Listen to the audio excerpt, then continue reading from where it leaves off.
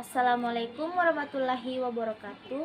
Perkenalkan, nama saya Derby Yunus dari Program Studi Perbankan Syariah, Fakultas Ekonomi dan Bisnis Islam, Institut Negeri Islam Parepare.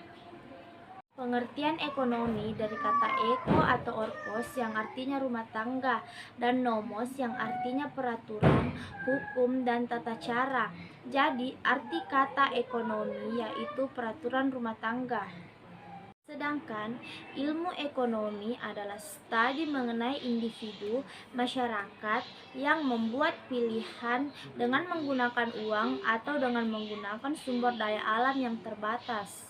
Ada 3 macam mazhab ekonomi, yaitu mazhab Bakir Asad, yaitu mazhab ekonomi yang muncul karena adanya keinginan manusia yang tidak terbatas dan ketersediaan sumber daya alam yang terbatas.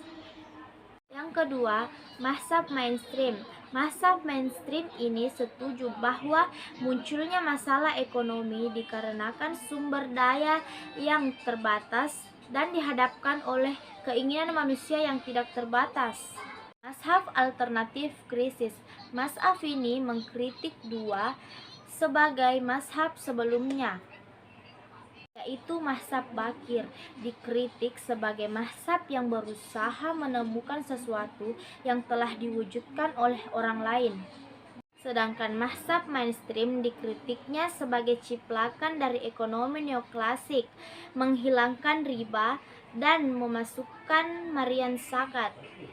Dalam ilmu ekonomi terbagi menjadi dua, yaitu ekonomi mikro dan ekonomi makro.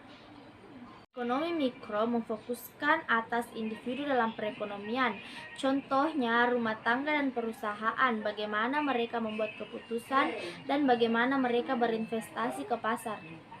Ekonomi makro melihat perekonomian secara keseluruhan, contohnya mengkaji fenomena perekonomian negara secara luas.